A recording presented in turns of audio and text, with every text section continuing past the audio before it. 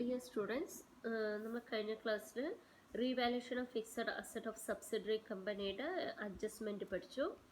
അതിന് റിലേറ്റ് ചെയ്തിട്ടുള്ള ഒരു പ്രോബ്ലം നമുക്ക് ചെയ്ത് നോക്കാം. Example 11, question number 11. The balance sheet of P Limited and its subsidiary S Limited as on 31st March 2020 are as follows. അപ്പോൾ ഇവിടെ രണ്ട് കമ്പനി തന്നിട്ടുണ്ട്, P limited and S limited. P limited പറയുന്ന പാരൻറ്റ് കമ്പനിയും S limited പറയുന്ന അതിൻ്റെ subsidiary കമ്പനിയുമാണ്. Okay, അപ്പോൾ balance ഷീറ്റാണ്. അപ്പോൾ അതിൽ പെർട്ടിക്കുലേഴ്സും തന്നിട്ടുണ്ട്, രണ്ട് amount column P limited and S limited. ആദ്യം ബാലൻസ് ഷീറ്റിലെ first item equity and liability സൈഡാണ്. അതിൽ ഇക്വിറ്റി ഷെയർ ക്യാപിറ്റൽ പറയുന്നത് പി ലിമിറ്റഡിന് 8 lakh rupees, എസ് ലിമിറ്റഡിന് 3,60,000. ദെൻ റീറ്റെയിൻഡ് ഏർണിങ്സ് എന്ന് പറയുന്നത് പി ലിമിറ്റഡിന് 1,25,000, എസ് ലിമിറ്റഡിന് 40,000. ആൻഡ് കറണ്ട് ലയബിലിറ്റീസ് പറയുന്നത് പി ലിമിറ്റഡിന് 75,000, എസ് ലിമിറ്റഡിന് 80,000. സോ ടോട്ടൽ പി ലിമിറ്റഡിന്റെ ടോട്ടൽ ലയബിലിറ്റീസ് പറയുന്നത് 10 lakh rupees, എസ് ലിമിറ്റഡിന് 4,80,000. Then after equity and liability, next is asset side ആണ്. asset side first non-current asset. non-current asset means for long term assets ആണ്. P limited ന് 5 lakh rupees, S limited ന് 3 lakh rupees. Then investment in S limited, that is 3,40,000. ഈ investment in S limited പറഞ്ഞു കഴിഞ്ഞാൽ എന്താണ്, P limited S ലിമിറ്റഡിൽ എത്രയാണ് invest ചെയ്യുന്നത്, that is 3,40,000. This is also known as what, consideration എന്നും കൂടെ പറയും. ഇൻവെസ്റ്റ്മെന്റ് ഇൻ എസ് ലിമിറ്റഡിനെ എന്തും കൂടെ പറയും, കൺസിഡറേഷൻ എന്നും കൂടെ പറയും. That is parent company subsidiary കമ്പനിയിൽ ഇൻവെസ്റ്റ് ചെയ്യുന്ന എമൗണ്ടിന് കൺസിഡറേഷൻ പെയ്ഡ് എന്നും കൂടെ നമ്മൾ എന്ത് ചെയ്യാറുണ്ട്, പറയാറുണ്ട്. സോ ഇൻവെസ്റ്റ്മെന്റ് എത്രയാണ്, 3,40,000. ഇത് തന്നെയാണ് consideration paid, 3,40,000. The next item is current asset. For P Limited it is 1,60,000, S Limited 1,80,000. So total assets എന്ന് പറയുന്നത് പി ലിമിറ്റഡിന് 10 lakh rupees, എസ് ലിമിറ്റഡിന് 4,80,000. ഇനി അഡീഷണൽ ഇൻഫർമേഷൻ പറയുന്നുണ്ട്, P limited hold 75% shares in S limited. അപ്പോൾ P limited വന്നിട്ട് S limited എത്ര shares ആണ് പർച്ചേസ് ചെയ്യുന്നത്, 75% ആണ് പർച്ചേസ് ചെയ്യുന്നത്. This 75% is known as what, CI percentage, controllable interest percentage. അപ്പോൾ അങ്ങനെയാണെങ്കിൽ NCI എത്രയായിരിക്കും, നോൺ കൺട്രോളബിൾ ഇൻട്രസ്റ്റ് എത്രയായിരിക്കും, NCI പെർസെൻറ്റേജ് എന്ന് പറയുന്നത് ഇത് 75 ആണ്. ടോട്ടൽ 100ൽ 75 പി ലിമിറ്റഡ് ഹോൾഡ് ചെയ്തിട്ടുണ്ടെങ്കിൽ അതേഴ്സ് എത്ര ഹോൾഡ് ചെയ്യുന്നുണ്ടാവും, 25%. സോ NCI പെർസെൻറ്റേജ് എന്ന് പറയുന്നത് 25%. On 31st March 2020, S Limited revalued its fixed assets at rupees 3,60,000. അപ്പോൾ 31st March 2020 പി ലിമിറ്റഡ് എന്ത് ചെയ്യുന്നത്, സബ്സിഡറി കമ്പനിയായി എസ് ലിമിറ്റഡിന് ഷെയർസ് പർച്ചേസ് ചെയ്യുന്നുണ്ട്. So on that same date assets എന്ത് ചെയ്യുന്നുണ്ട്, റീവാല്യൂ ചെയ്യുന്നുണ്ട്. ഫിക്സഡ് അസറ്റ് എത്രയ്ക്കാണ്, 3,60,000. സോ 3 lakh ഉള്ള അസറ്റ് നോക്കുക, 3 lakh അസറ്റ് 3,60,000 ആണ് നമ്മൾ എന്ത് ചെയ്തിരിക്കുന്നത്, റീവാല്യൂ ചെയ്തിരിക്കുന്നത്. So there is an increase in the value of asset. അസറ്റിന്റെ വാല്യൂവിൽ എന്ത് ചെയ്തിട്ടുണ്ട്, ഇൻക്രീസ് ചെയ്തിട്ടുണ്ട്. 3 lakh എന്നുള്ളത് 3,60,000 ആയിട്ടുണ്ട്. So there is an increase of how much, 60,000 is the increase of 60,000 വന്നിട്ടുണ്ട്. ദിസ് 60,000 ഈസ് ട്രീറ്റഡ് ആസ് എന്താണ്, റീവാലുവേഷൻ പ്രോഫിറ്റ്. ഈ 60,000 ആണ് നമ്മൾ എന്ത് പറയുന്നത്, റീവാലുവേഷൻ പ്രോഫിറ്റ് എന്ന് പറയുന്നത്. റീവാലുവേഷൻ പ്രോഫിറ്റ് എത്രയാണ്, 60,000. എങ്ങനെയാണ്, 3 lakh ഉള്ള അസറ്റ് 3,60,000 ആക്കി ഇൻക്രീസ് ചെയ്തിട്ടുണ്ട്. So there is an increase of 60,000. That 60,000 is treated as revaluation profit. Prepare the consolidated balance sheet as on 31st March 2020. അപ്പോൾ ബാലൻസ് ഷീറ്റ് നമ്മൾ പ്രിപ്പയർ ചെയ്യണം ആഫ്റ്റർ എന്താണ്, അക്വിസിഷന് ശേഷമുള്ള balance sheet, that is consolidated balance sheet എപ്പോഴാണ്, 31st March 2020 prepare ചെയ്യണം. ഇനി ഇവിടെ ശ്രദ്ധിക്കുക, നമുക്ക് ഈ പ്രോബ്ലത്തിൽ pre acquisition profit post acquisition profit calculate ചെയ്യേണ്ട ആവശ്യമുണ്ടോ, വർക്കിങ്സിൽ ആവശ്യമില്ല. കാരണം ഇവിടെ ശ്രദ്ധിക്കുക, ഷെയർസ് ഇൻവെസ്റ്റ്മെന്റ് ചെയ്തിരിക്കുന്നത് എപ്പോഴാണ്, ഓൺ 31st March 2020. അപ്പോൾ 31st March 2020 ആയതുകൊണ്ട് എന്താണ്, that is at year end ആണ്, അക്കൗണ്ടിങ് പീരീഡ് ഇയർ എൻഡ് ആണ്. സോ ഇപ്പോൾ ഒരു അക്കൗണ്ടിങ് പീരീഡ് സ്റ്റാർട്ടിങ്ങിലോ അക്കൗണ്ടിങ് പീരീഡ് ഇയർ എൻഡിലോ ആവുന്ന സിറ്റുവേഷനിൽ നമുക്ക് പ്രീ അക്വിസിഷൻ പോസ്റ്റ് അക്വിസിഷൻ ഒന്ന് കാൽക്കുലേറ്റ് ചെയ്യേണ്ട ആവശ്യമില്ല. In between the accounting period ആകുമ്പോഴാണ് നമുക്കത് കാൽക്കുലേറ്റ് ചെയ്യേണ്ട ആവശ്യം. ഓക്കെ, ഇനി നെക്സ്റ്റ് നമുക്ക് നോക്കേണ്ടത് വർക്കിങ്സിലേക്ക് പോവാം. വർക്കിങ്സിൽ ഇവിടെ മെയിൻലി നമുക്ക് വർക്കിങ്സ് ഉള്ളത് രണ്ട് വർക്കിങ്സ് ആണ്, NCI കാൽക്കുലേഷനും ഗുഡ് വിൽ കാൽക്കുലേഷനും. ഓൾറെഡി നമ്മൾ റീവാലുവേഷൻ പ്രോഫിറ്റ് കാൽക്കുലേറ്റ് ചെയ്തിട്ടുണ്ട്, 60,000 കാൽക്കുലേറ്റ് ചെയ്തിട്ടുണ്ട്. അപ്പോൾ ഇവിടെ ശ്രദ്ധിക്കേണ്ടത് ഈ revaluation profit adjustment accounting treatment എന്തൊക്കെയാണ്. അക്കൗണ്ടിങ് ട്രീറ്റ്മെന്റ് എന്ന് പറയുന്നത് ദാറ്റ് ഈസ് NCI കാൽക്കുലേഷനിലും നമ്മൾ എന്ത് ചെയ്യണം, ഇത് ആഡ് ചെയ്യണം. At the same time goodwill കാൽക്കുലേഷനിലും ഇത് എടുക്കണം. ഓക്കെ, അപ്പോൾ ഇവിടെ ശ്രദ്ധിക്കുക, റീവാലുവേഷൻ പ്രോഫിറ്റ് നമ്മൾ എവിടെയെല്ലാം എടുക്കണം, NCI കാൽക്കുലേഷനിൽ, ദാറ്റ് ഈസ് NCI കാൽക്കുലേഷനിൽ ആരുടെ ഷെയർസ് ആണ് എടുക്കേണ്ടത്. NCI പറയുമ്പോൾ ഔട്ട്സൈഡേഴ്സിന്റെ ഷെയർ ആണ് എടുക്കേണ്ടത്. അതേപോലെ ഗുഡ് വില്ല് ആരുടെ ഷെയർ ആണ് എടുക്കേണ്ടത്, പാരന്റ് കമ്പനിയുടെ ഷെയർ. ഈ റീവാലുവേഷൻ പ്രോഫിറ്റിൽ ഇവിടെ ശ്രദ്ധിക്കുക, ഈ റീവാലുവേഷൻ പ്രോഫിറ്റ് 60,000 ഉണ്ട്. ഈ 60,000 ആർക്കൊക്കെ ഷെയർ ഉണ്ട്, ബോത്ത് ഫോർ ദ പാരന്റ് കമ്പനിക്കും ഷെയർ ഉണ്ട്, ഔട്ട്സൈഡേഴ്സിനും ഷെയർ ഉണ്ട്. പാരന്റ് കമ്പനിയുടെ ഷെയർ എന്താണ്, CI പെർസെൻറ്റേജ് വെച്ച് കാൽക്കുലേറ്റ് ചെയ്യും. ഔട്ട്സൈഡേഴ്സിന്റെ ഷെയർ NCI പെർസെൻറ്റേജ് വെച്ചിട്ടാണ് നമ്മൾ എന്ത് ചെയ്യുന്നത്, കാൽക്കുലേറ്റ് ചെയ്യുന്നത്. അപ്പോൾ ആദ്യം നമുക്ക് ഇവിടെ ശ്രദ്ധിക്കാം, NCIയിലും എന്ത് വരണം, ഷെയർ ഇൻ റീവാലുവേഷൻ പ്രോഫിറ്റും കൂടെ ആഡ് ചെയ്യണം. അപ്പോൾ NCIയുടെ അപ്പോഴത്തെ നമ്മുടെ റീവാലുവേഷൻ്റെ ഈ അഡ്ജസ്റ്റ്മെന്റ് വരുന്ന സമയത്ത് ഫോർമുലയിൽ ചെറിയൊരു ചേഞ്ചസ് വരുന്നുണ്ട്. സോ ഈ റീവാലുവേഷൻ പ്രോഫിറ്റ് ഉണ്ടെങ്കിൽ നമ്മുടെ ഫോർമുല എന്താണ്, NCI is equal to net asset acquired into NCI പെർസെൻറ്റേജിയുടെ കൂടെ പ്ലസ് എന്തും കൂടെ ആഡ് ചെയ്യണം, share in revaluation profit.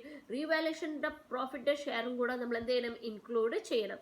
So net asset നമുക്കറിയാം, നെറ്റ് അസറ്റ് അക്വേർഡ് പറഞ്ഞു കഴിഞ്ഞാൽ എന്താണ്, total asset minus current liability. Total asset ഇവിടെ എത്രയാണ്, 4,80,000 മൈനസ് കറന്റ് ലയബിലിറ്റി എത്രയാണ്, 80,000. ഓക്കെ, ഇവിടെ ശ്രദ്ധിക്കുക, കറന്റ് ലയബിലിറ്റീസ് എത്രയാണ്, 80,000. ടോട്ടൽ അസറ്റ് എത്രയാണ്, 4,80,000. So net asset acquired equal to 4,80,000 minus 80,000 ചെയ്യുമ്പോൾ നമുക്ക് എത്ര കിട്ടി, 4 lakh കിട്ടി. ഇനി NCIയുടെ നോക്കുമ്പോൾ എന്താണ്, net asset acquired into NCI percentage. Net asset acquired നമുക്ക് ഓൾറെഡി 4 lakh കിട്ടി. NCI പെർസെൻറ്റേജ് ഇവിടെ നമ്മൾ കണ്ടുപിടിച്ച് വെച്ചിട്ടുണ്ട്, എത്രയാണ്, 25%. സോ 4 lakh ഇൻറ്റു 25% ചെയ്യുമ്പോൾ എത്രയാണ്, 1 lakh rupees. ആക്ച്വലി ഇതാണ് NCI, ബട്ട് ഇതിൻ്റെ കൂടെ നമ്മൾ എന്തും കൂടെ ആഡ് ചെയ്യണം, ഇവിടെ റീവാലുവേഷൻ അസറ്റ് റീവാലുവേഷൻ ഉള്ളതുകൊണ്ട് റീവാലുവേഷൻ പ്രോഫിറ്റും കൂടെ ഇൻക്ലൂഡ് ചെയ്യണം. So the share in revaluation profit എത്രയാണ്, റീവാലുവേഷൻ പ്രോഫിറ്റ് 60,000. അതിന്റെ ഷെയർ പറയുന്നത് ഇവിടെ NCIയുടെ പെർസെൻറ്റേജ് എത്രയാണ്, 25%. കാരണം ഔട്ട്സൈഡാണ് കാണുന്നത്. NCI പറഞ്ഞു കഴിഞ്ഞാൽ എന്താണ്, non controlling interest of outside investors. മറ്റുള്ള പുറത്ത് ഔട്ട്സൈഡേഴ്സിന്റെ ഇൻട്രസ്റ്റ് ആണ് നമ്മൾ നോക്കുന്നത്. പാരന്റ് കമ്പനി അല്ലാതെ വേറെ പലരും ഈ കമ്പനിയിൽ ഇൻവെസ്റ്റ് ചെയ്തിട്ടുണ്ട്, അവരുടെ ഷെയർ ആണ് നമ്മൾ എടുക്കേണ്ടത്. സോ അത് എത്രയാണ്, 60,000 25% എന്ന് പറയുമ്പോൾ 15,000. സോ ദഫോർ NCI എന്ന് പറയുമ്പോൾ എത്രയാണ്, 1 lakh എന്താണ് plus 15,000. So 1,15,000 is NCI. NCI എത്രയാണ്, 1,15,000. നെക്സ്റ്റ് അഡ്ജസ്റ്റ്മെന്റ് എന്ന് പറയുന്നത് ഗുഡ് വിൽ കാൽക്കുലേഷൻ ആണ്. അപ്പോൾ ഗുഡ് വിൽ കാൽക്കുലേഷനിൽ നമ്മൾ എടുക്കുമ്പോൾ എങ്ങനെയാണ് കാൽക്കുലേറ്റ് ചെയ്യുക, goodwill equal to consideration paid minus proportionate share of parent company. ഇസിൻ്റെ ഇനി ഇതിൻ്റെ കൂടെ നമ്മൾ എന്തും കൂടെ ആഡ് ചെയ്യണം, പോസ്റ്റ് അക്വിസിഷൻ പ്രോഫിറ്റ് ഉണ്ടെങ്കിൽ പാരന്റ് കമ്പനിയുടെ പോസ്റ്റ് അക്വിസിഷൻ പ്രോഫിറ്റ് ഷെയർ. ഇവിടെ എന്താ ചെയ്യേണ്ടത്, റീവാലുവേഷൻ പ്രോഫിറ്റ് ആണുള്ളത്, അസറ്റ് റീവാല്യൂ ചെയ്തതിൻ്റെ പ്രോഫിറ്റ്. സോ അസറ്റ് റീവാലുവേഷൻ ചെയ്തതിൻ്റെ പ്രോഫിറ്റ് ആകുമ്പോൾ പാരന്റ് കമ്പനിയുടെ ഷെയറുടെ ഷെയർ ആഡ് ചെയ്യണം. സോ ഇവിടെ ശ്രദ്ധിക്കുക, നമ്മളുടെ ഗുഡ് വില്ലിൻ്റെ ഫോർമുലയിൽ എന്താ വരുന്നത്, consideration paid minus proportionate share of the parent company plus share in the revaluation profit of the parent company. Parent കമ്പനിയുടെ ഷെയർ ആണ് ഏതിൻ്റെ എല്ലാം പ്രൊപ്പോർഷനേറ്റ് ഷെയറും at the same time revaluation പ്രോഫിറ്റിന്റെ ഷെയറും എന്ത് ചെയ്യണം, ഇതിൽ ഇൻക്ലൂഡ് ചെയ്യണം. ഇനി കൺസിഡറേഷൻ പെയ്ഡ് നമുക്കറിയാം, ക്വസ്റ്റ്യൻ ഡയറക്റ്റ് ആയിട്ട് തന്നിട്ടുണ്ട്, ഇൻവെസ്റ്റ്മെന്റ് ഇൻ എസ് ലിമിറ്റഡ് പറഞ്ഞ് തന്നിട്ടുണ്ട്. ഈ 3,40,000 is treated as consideration paid. നമുക്ക് കൺസിഡറേഷൻ പെയ്ഡ് കിട്ടിയിട്ടുണ്ട്. ഇനി proportionate share of the parent company. Proportionate share of the parent company നമ്മൾ എങ്ങനെ കണ്ടുപിടിക്കുക, that is net asset acquired into CI percentage. So net asset acquired നമുക്ക് ഇവിടെ അറിയാം എത്രയാണ്, 4 lakh rupees ആണ് net asset acquired. So 4 lakh into CI percentage നമ്മളിവിടെ already കണ്ടുപിടിച്ച് വെച്ചിട്ടുണ്ട്, എത്രയാണ്, 75%. So CI percentage 75%. So 4 lakh 75% എന്ന് പറയുമ്പോൾ 3 lakh rupees. ഇനി നെക്സ്റ്റ് നമുക്ക് നോക്കാനുള്ളത് that is share in revaluation profit of the parent company. Parent company share revaluation profit ഉള്ള share. ഇവിടെ revaluation profit പറയുന്നത് എത്രയാണ്? 60,000. So 60,000 into parent companyയുടെ share പറയുന്നത് എത്രയാണ്? 75%. So 75%. 60,000 into 75% പറയുമ്പോൾ 45,000. So 3,40,000 minus 3 lakh plus 45,000. So it will be 3,40,000 minus 3,45,000. So you are getting negative 5,000 ആണ്. Goodwill പറയുന്നത് എന്താണ്? നെഗറ്റീവ് ഗുഡ്വിൽ ആണ്. മൈനസ് 5,000 ആയതുകൊണ്ട് that is treated as negative goodwill അല്ലെങ്കിൽ gain on bargain purchase. Gain on bargain purchase എത്രയാണ്? 5,000. Okay, അപ്പോൾ ഇവിടെ workings കഴിഞ്ഞിരിക്കണം. ഇനി next consolidated balance sheet prepare ചെയ്യണം. സോ കൺസോളിഡേറ്റഡ് ബാലൻസ് ഷീറ്റ് പറഞ്ഞു കഴിഞ്ഞാൽ എന്താണ്? പാരന്റ് കമ്പനിയുടെയും സബ്സിഡറി കമ്പനിയുടെയും രണ്ടാളുടെയും കൂടെ ബാലൻസ് ഷീറ്റ് നമ്മൾ ഇവിടെ പ്രിപ്പയർ ചെയ്യാൻ പോവുകയാണ്. സോ പ്രിപ്പയർ ചെയ്യുന്ന സമയത്ത് രണ്ടും കൂടെ ആഡ് ചെയ്തിട്ട് വേണം എഴുതേണ്ടത്. നമ്മൾ ടിപ്സ് പറഞ്ഞത് ഓർക്കുന്നുണ്ടോ? അപ്പോൾ ഹെഡിങ് കൊടുക്കുക, consolidated balance sheet as on 31st March 2020 കൊടുക്കുക. ആദ്യം ഇക്വിറ്റി ആൻഡ് പെർട്ടിക്കുലേഴ്സും എമൗണ്ട് കോളമും, രണ്ട് എമൗണ്ട് കോളം വേണമെങ്കിൽ കൊടുക്കാം ഇന്നർ കോളമായിട്ട്. So first one equity and liability. അതിൻ്റെ ഇക്വിറ്റി ആൻഡ് ലയബിലിറ്റി ആദ്യം ഇക്വിറ്റിയിൽ ഇക്വിറ്റി ഷെയർ ക്യാപിറ്റൽ എഴുതുമ്പോൾ പാരന്റ് കമ്പനിയുടെ മാത്രം എഴുതിയാൽ മതി. എത്രയാണ്? 8 lakh rupees. So same 8 lakh rupees. Next one retain earnings എഴുതുന്ന സമയത്ത് പാരന്റ് കമ്പനിയുടെ റീറ്റെയിൻ ഏർണിങ്സ് ആണ് ഇവിടെ എത്ര എഴുതേണ്ടത്? 1,25,000. ഇനി ഇവിടെ ശ്രദ്ധിക്കുക, ഇവിടെ വന്നിട്ട് നമുക്ക് നെഗറ്റീവ് ഗുഡ്വില്ലാണ്, that is gain on bargain purchase ആണ്. സോ അത് എവിടെ എഴുതേണ്ടത്? ഇക്വിറ്റി ആൻഡ് ലയബിലിറ്റിയിലാണ് എഴുതേണ്ടത്.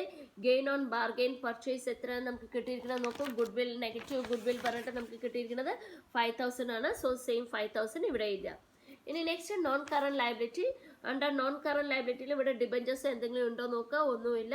സോ നോൺ കറന്റ് ലയബിലിറ്റിയിൽ NCI ആണ് എഴുതിക്കേണ്ടത്. NCI നമ്മൾ ഓൾറെഡി വർക്കിംഗ്സിൽ കണ്ടുപിടിച്ച് വെച്ചിട്ടുണ്ട്. എത്രയാണ് NCI? 1,15,000.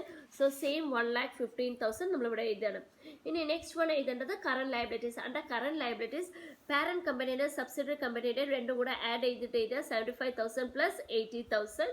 So current liability 75,000 plus 80,000 ചെയ്യുമ്പോൾ 1,55,000.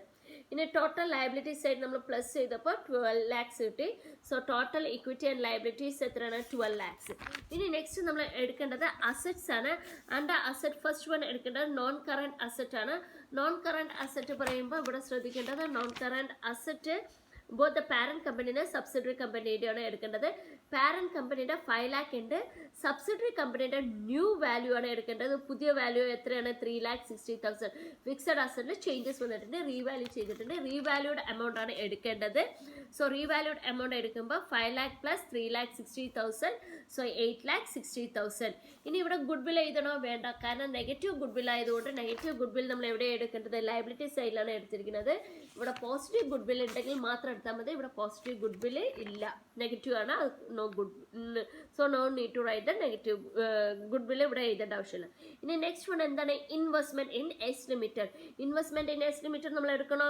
വേണ്ട, കാരണം നമ്മൾ ഓൾറെഡി പറഞ്ഞിട്ടുണ്ട് share capital of S limited. അതുപോലെ ഇൻവെസ്റ്റ്മെന്റ് നമ്മൾ എന്തെയില്ല, എടുക്കില്ല എന്ന് പറഞ്ഞിട്ടുണ്ട്. സോ ഇവിടെ no need of taking the investment.